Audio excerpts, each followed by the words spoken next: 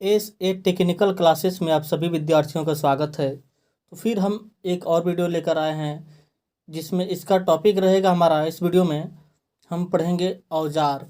औजार से रिलेटेड जितने ऑब्जेक्टिव क्वेश्चन हैं उन सभी के बारे में आज हम जानेंगे। इस यहाँ से बहुत अच्छे लेवल के जो क्वेश्चन होते हैं पेपर में पूछे जाते हैं। तो आइए देखते हैं क्वेश्चन। हम पहला क्वेश्चन हमारा दिया गया है, विद्युत धारा से लगी आग को बुझाने के लिए जल का प्रयोग नहीं किया जा सकता क्योंकि। इसमें ऑप्शन दिया है, ए दिया है उससे इलेक्ट्रोक्यूशन हो सकता है, बी दिया उससे तारों में खराबी आ सकती है, सी दिया है उससे विद्युत अपघटन हो सकता है, और डी दिया है उपर्युक्त सभी। तो आप बताएंगे। तो विद्युत धारा से लगी आग को बुझाने के लिए जल का प्रयोग नहीं किया जा सकता क्योंकि उससे इलेक्ट्रोक्यूशन हो सकता है। तो क्वेश्चन नंबर 1 का ऑप्शन हमारा ए क्या है, सही है। अब देखेंगे नेक्स्ट क्वेश्चन।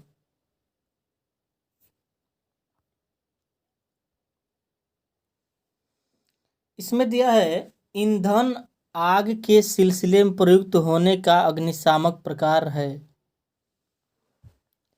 ईंधन आग के सिलसिले में प्रयुक्त होने का अग्निशामक का प्रकार है। कौन सा अग्निशामक होगा हमारा? ऑप्शन ए में दिया है सोडा अम्ल, ऑप्शन बी दिया है रेत, और ऑप्शन सी दिया है जल, और ऑप्शन डी दिया है इनमें से कोई नहीं। तो इसका हमारा हो जाएगा सोडा अम्ल। ऑप्शन ए क्या है, सही है। नेक्स्ट क्वेश्चन देखेंगे।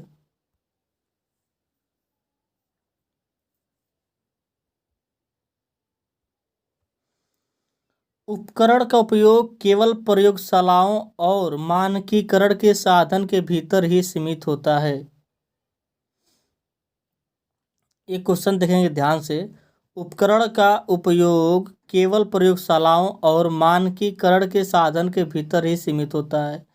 ऑप्शन ए दिया है पूर्ण, ऑप्शन बी दिया है संकेतक, ऑप्शन सी दिया है लेखाबद्ध, ऑप्शन डी दिया है एकीकृत यानी इंटीग्रेटेड। तो बताएंगे इनमें से कौन सा सही होगा। तो इनमें से ऑप्शन हमारा कौन सा सही होगा? तो इनमें से ऑप्शन हमारा ए क्या होगा, सही होगा, पूर्ण, एब्सोल्यूट।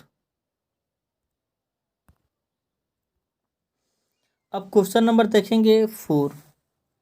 एक नियंत्रण मूलभूत रूप से होता है, क्या होता है? एक नियंत्रण मूलभूत रूप से होता है। ऑप्शन ए दिया है संवेदक, ऑप्शन बी दिया है तुलनित्र, ऑप्शन सी दिया है प्रवर्धक, ऑप्शन डी दिया है क्लीपर। तो कौन सा सही होगा हमारा ऑप्शन? तो क्वेश्चन नंबर 4 का ऑप्शन बी हमारा क्या होगा, सही होगा, तुलनित्र या comparator. Next question. HRC fuse के द्वारा सर्वश्रेष्ठ संरक्षण प्रदान किया जाता है। मतलब HRC फ्यूज के द्वारा कौन सा प्रोटेक्ट हमें मिलता है, कौन सा सुरक्षा हमें मिलता है? Open circuit, short circuit, overload, under damped. तो बताएंगे इनमें से जो हमें मिलता है HRC फ्यूज से संरक्षण सुरक्षा जो मिलता है हमें, वो होता है शॉर्ट सर्किट यानी लघु परिपथों में क्या होता है, शॉर्ट सर्किट। ऑप्शन बी क्या है, सही है। अब देखेंगे क्वेश्चन नंबर हमारा 6 से। फ्यूज संरक्षण का प्रयोग तक के धारा मूल्यांकन के लिए किया जाता है। यानी फ्यूज जो होता है उसका संरक्षण के लिए प्रयोग हम कितने एम्पियर तक के धारा के मूल्यांकन के लिए किया जा सकता है? ये होता है 100 एम्पियर। ऑप्शन इसका कौन सा हो जाएगा, डी सही, 100 एम्पियर। देखिए देखते हैं, फ्यूज संरक्षण का प्रयोग 100 एम्पियर तक के धारा मूल्यांकन के लिए किया होता है। वह तकनीकी साधन जो उच्च वैद्युत धारा के विरुद्ध केबिलों तथा उपकरणों की रक्षा के लिए वैद्युत परिपथ के श्रेणी क्रम में संयोजित होता है, ये फ्यूज कहलाता है। फ्यूज सबसे पता है, सबसे पहले ये देखेंगे, फ्यूज हमारा फेज वायर के सीरीज में जुड़ा होता है। फ्यूज जो होता है लेड और टिन के मिश्र धातु से बनाता है। फ्यूज एक प्रकार का हमारा क्या होता है, मिश्र धातु होता है। चलिए नेक्स्ट क्वेश्चन चलेंगे। इसमें दिया है एक फिगर दिया है ऑप्शन, इसका हम आप लोग बताएंगे कि ये किस टूल्स का फिगर है, आकृति यानी क्या है, चित्र है। क्वेश्चन देखेंगे 7 नंबर। चित्र में दिखाया गया विद्युत कार्यों में उपयोगी और औजार क्या है। पहला दिया है उर्मिल औजार, दूसरा दिया है सूक्ष्म कर्तक, तीसरा दिया है कटिंग प्लाई और चौथा है निपर। तो बताएंगे कि 7वां क्वेश्चन का ऑप्शन नंबर कौन सा सही होगा। तो ये हमें सही से पता है कि इसका नाम है क्रिम्पिंग टूल। क्रिम्पिंग टूल, इसका प्रयोग हम लोग करते हैं लक्स को, कंडक्टर में लक्स को बैठाने के लिए। किसका प्रयोग करेंगे हम, क्रिम्पिंग टूल का। यह इंसुलेशन हटाने के लिए भी, इसका इंसुलेशन उतारने में भी प्रयोग करते हैं, और वायर कटर के रूप में भी इसका हम प्रयोग कर सकते हैं। तो इसका ऑप्शन हमारा कौन सा सही हो जाएगा, उर्मिल औजार यानी क्रिम्पिंग टूल। अब देखेंगे क्वेश्चन नंबर 8 हमारा है। किसके अनुसार हथौड़ा को वर्गीकृत किया जाता है। जो हथौड़ा होता है उसको हम किसके अनुसार वर्गीकृत करते हैं। तो इसमें सभी को पता होता है कि मतलब किसके अनुसार हम वर्गीकृत करते हैं। ऑप्शन ए दिया है केवल बार, ऑप्शन बी दिया है हील का आकार और हैंडल की लंबाई। हील जो होता है ये फाइल यानी रेती में पाया जाता है, न कि हैमर में। केवल भार और हैंडल की लंबाई, ये भी गलत है। तो इसमें सही कौन होगा हमारा, केवल ढांचे का आकार और भार यानी क्या, आकृति, जो फ्रेम का शेप होता है वो, और ओनली वेट, यानी कौन सा ऑप्शन सही होगा हमारा, डी सही हो जाएगा, केवल ढांचे का आकार और भार। ऑप्शन 9 दिया है, सॉरी क्वेश्चन 9 दिया है, 9 नंबर। की वेज काटने के लिए किस छेनी का उपयोग किया जाता है। की वेज काटने के लिए किस छेनी का उपयोग करते हैं। तो इसमें हम ऑप्शन हमारा हमारा कौन सा सही है, ऑप्शन हमारा डी सही है। नेक्स्ट क्वेश्चन देखेंगे। पाइप के अंदर की ओर चूड़ी काटने के लिए किस औजार का उपयोग करते हैं।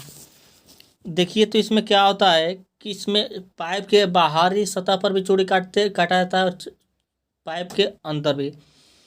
तो पाइप के बाहरी चूड़ी काटने के लिए हम स्टाक एंड डाई का प्रयोग करते हैं, जिसमें डाई हम क्या करते हैं, अपने जो कटिंग टूल्स होता है, सॉरी, जिस पे हम चूड़ी काटते हैं पाइप हो, तो वो मतलब जैसे मतलब जिस साइज में पाइप रहेगा उस साइज का हम डाई क्या करेंगे, उसमें लगा करके हम उसको बाहरी चूड़ी काट सकते हैं। तो बाहरी बाहरी चूड़ी काटने के लिए हम डाई का प्रयोग करते हैं। जो टैप होता है ये पाइप के अंदर की ओर चूड़ी काटने के लिए इस टूल्स का प्रयोग करते हैं। जो टैप टैप होता है, टैप का हम प्रयोग करते हैं पाइप के आंतरिक चूड़ी काटने के लिए। चलिए तो इस क्वेश्चन का हमारा ऑप्शन ए सही है।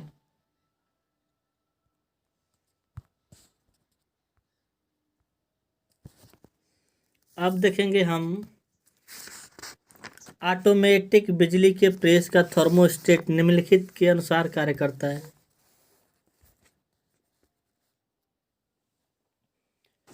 जो ऑटोमेटिक बिजली के प्रेस का थर्मोस्टेट निम्नलिखित के अनुसार कार्य करता है। तो ऑप्शन देखेंगे, ए दिया है तापमान, बी दिया है धारा,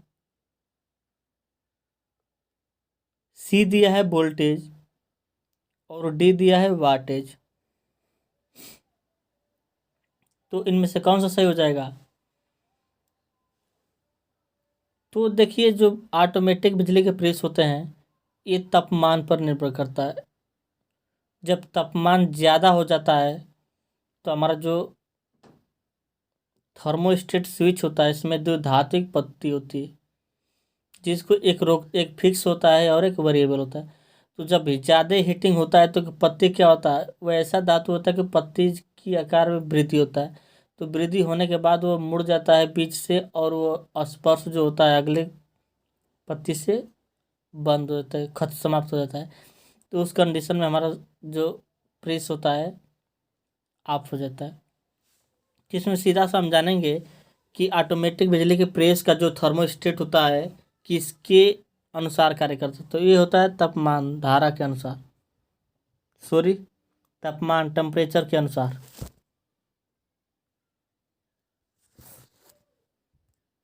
नेक्स्ट क्वेश्चन,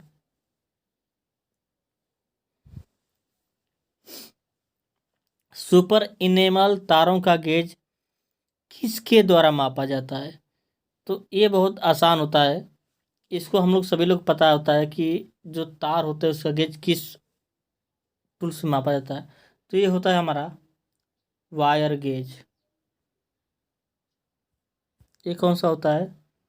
वायर गेज। ये जो वायर गेज होता है इसको हम SWG भी कहते हैं,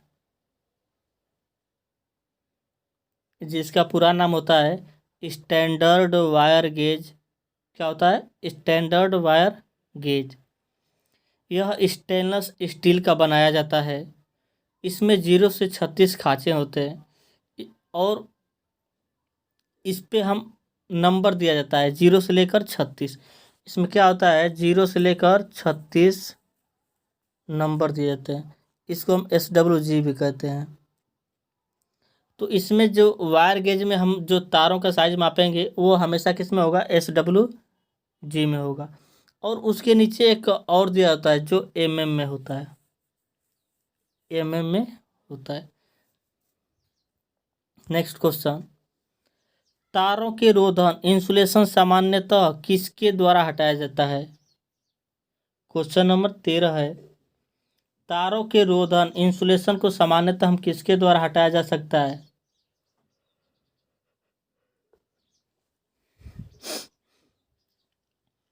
तो ऑप्शन देखेंगे, पहला दिया है सपाट फाइल।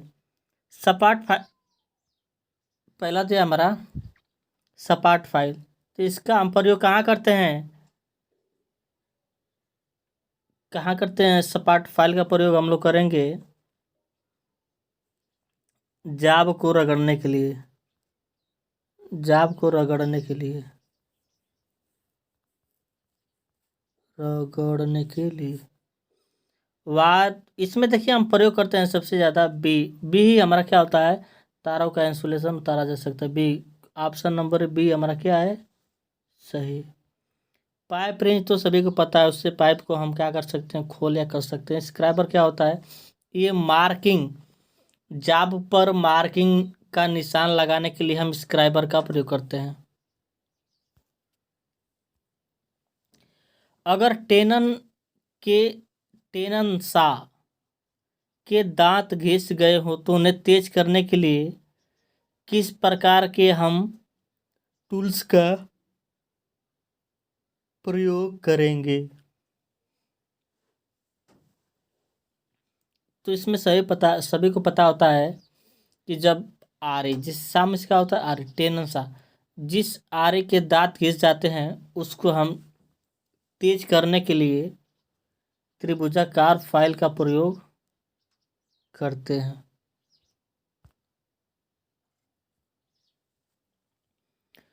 लोहे की चादर को सीधा करने के लिए, लोहे की चादर को सीधा करने के लिए किस टूल का प्रयोग किया जाता है? तो देखेंगे, पहला दिया है मैलेट हमारा, तो मैलेट ही सही हो जाएगा। मैलेट हमारा किस चीज़ का होता है? लकड़ी या नायलॉन होता है या फाइबर का होता है। इससे हम चादर को इसलिए सीधा करते हैं ताकि चादर हमारा कटे न। अगर इसके जगह पे हम हैमर का प्रयोग करेंगे तो चादर का कटने का संभावना रहता है। इसलिए हम क्या करते हैं, मैलेट का प्रयोग करते हैं। आरी आरी तो सभी को पता होता है कि लकड़ी काटने के लिए प्रयोग करता है किया जाता है। जो सपाट फाइल होता है उसको क्या करते हैं, जाब को रगड़ने के लिए करते हैं। जो ड्रिल मशीन होती है ये किसी जाब में छिद्र करने के काम आता है। क्वेश्चन देखेंगे 16।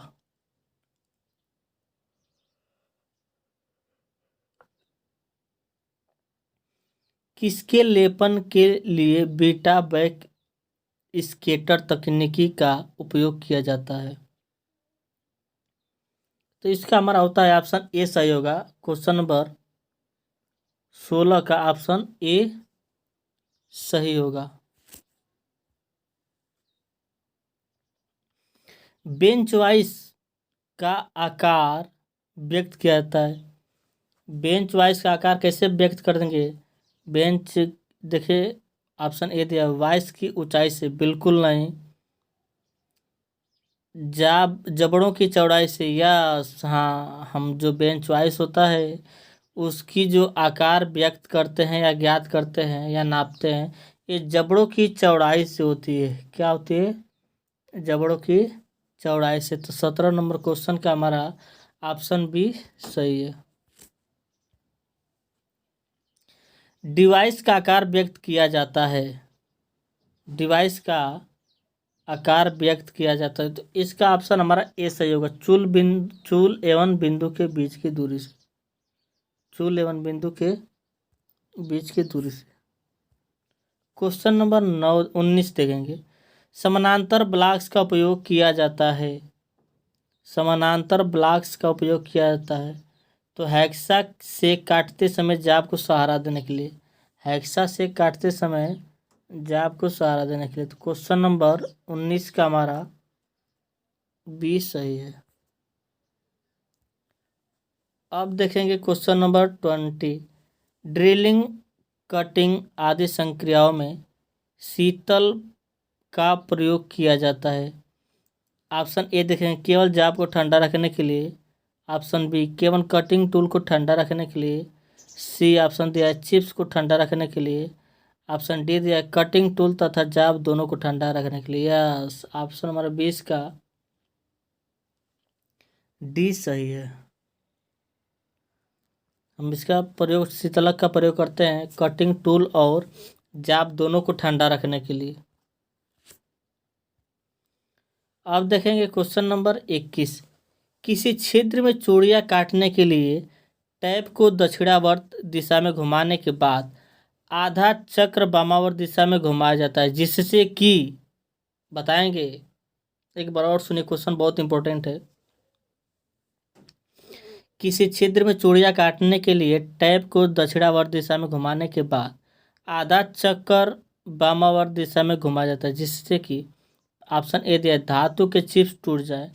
ऑप्शन बी दिया है चूड़ियाँ काटते समय विश्राम किया जा सके। ऑप्शन सी दिया है सही चूड़ियाँ काटी जा सके। ऑप्शन डी दिया है टैप को केवल दक्षिणावर्त दिशा में ही घुमाना चाहिए। तो इसका ऑप्शन नंबर ए सही है, धातु के चिप्स टूट जाए।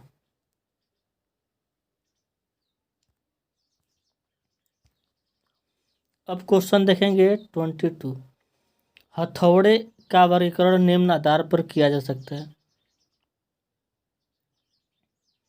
हथौड़े के निम्न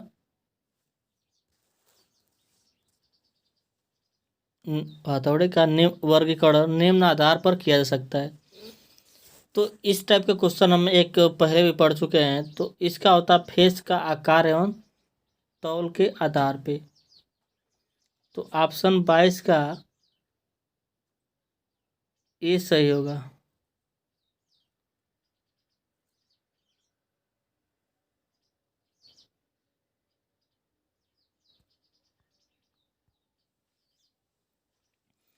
हेक्सा ब्लेड की लंबाई नापी जाती है।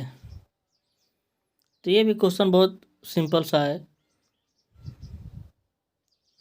हेक्सा ब्लेड की लंबाई नापी जाती है। तो इसमें देखेंगे इसका ऑप्शन हमारा बी क्या है, सही है। दोनों पिन होल्स के केंद्रों के बीच की दूरी, ऑप्शन बी सही है। फाइल की लंबाई नापी जाती है, यस, फाइल की लंबाई पॉइंट से हील तक फाइल की लंबाई नापी जाती है, इसका ऑप्शन हमारा सी सही है, फाइल से हील तक।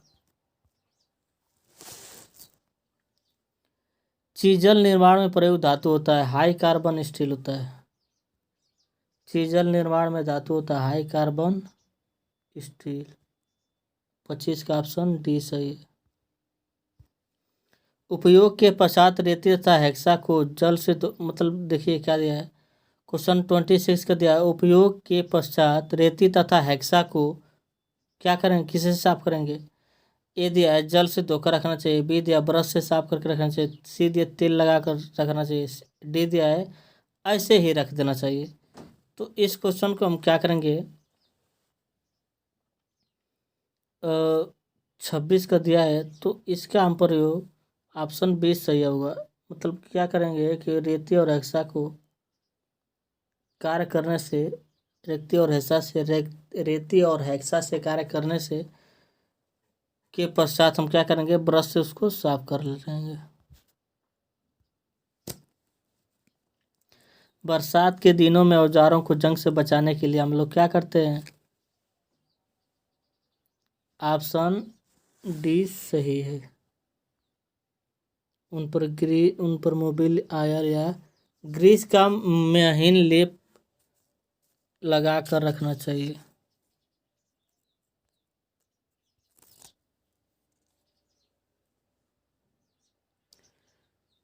हेक्सा ब्लेड तथा कारपेंटर सा ब्लेड के दांतों की सेटिंग करने का मुख्य कारण है, ऑप्शन इसका दिया है बी, कटिंग के समय कम घर्षण करेगा, सही होगा हमारा।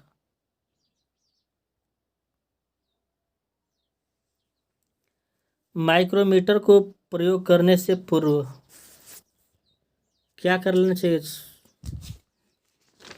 माइक्रोमीटर का प्रयोग करने से पूर्व माइक्रोमीटर की शून्य त्रुटि को समायोजित कर लेना चाहिए, ऑप्शन हमारा क्या है, सॉरी ऑप्शन इसका बी सही है।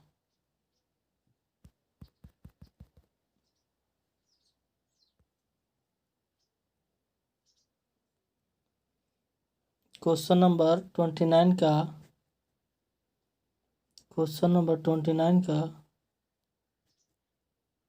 हमारा बी सही है।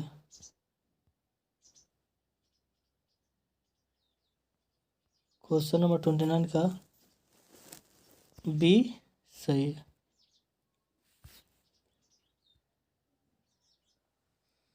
स्पार्क, क्वेश्चन नंबर देखेंगे 30, स्पार्क प्लग आदि का एयर गैप नापने के लिए प्रयोग किए जाने वाला यंत्र है, तो इसका होता है फीलर गेज, ऑप्शन ए सही है। ऑप्शन नंबर क्वेश्चन देखेंगे 31, छोटे तार और केबल को जब वे टर्मिनल के बहुत समीप होते हैं तो काटने के लिए जिस टूल का प्रयोग करते हैं वह कहलाता है,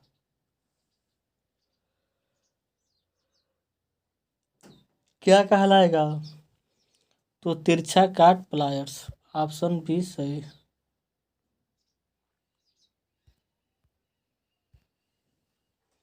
सॉकेट से सुंडाकार संयुक्त बर्मा के अपनयन निकालने के लिए कौन सा औजार प्रयोग करते हैं, इसमें करते हैं ड्रिफ्ट।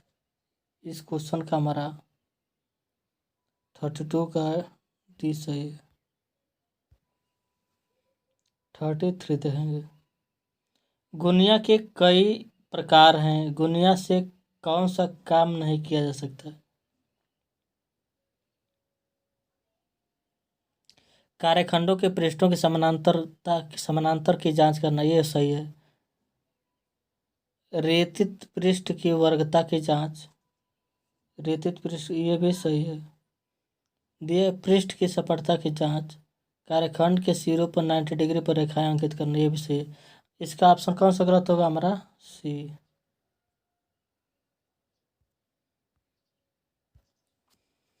एक धातु एक धातु पर दूसरी धातु के निक्षेपण की प्रक्रिया को किस रूप में जाना जाता है? तो ये होता है हमारा विद्युत लेपन। क्या होता है? विद्युत लेपन। क्वेश्चन नंबर 34 का ऑप्शन ए क्या है? सही है। अब देख, किसी लैंप होल्डर को जमीन के स्तर से कम की ऊंचाई पर लगाया जाना चाहिए, तो ये होता है 2 मीटर। ये क्या होता है? 2 मीटर। ऑप्शन सी क्या है? सही है।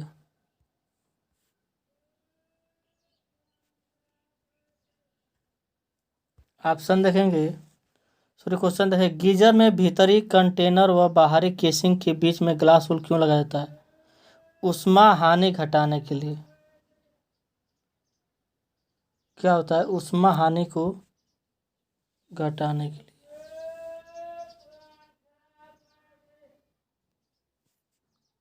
ऊष्मा हानि को घटाने के लिए।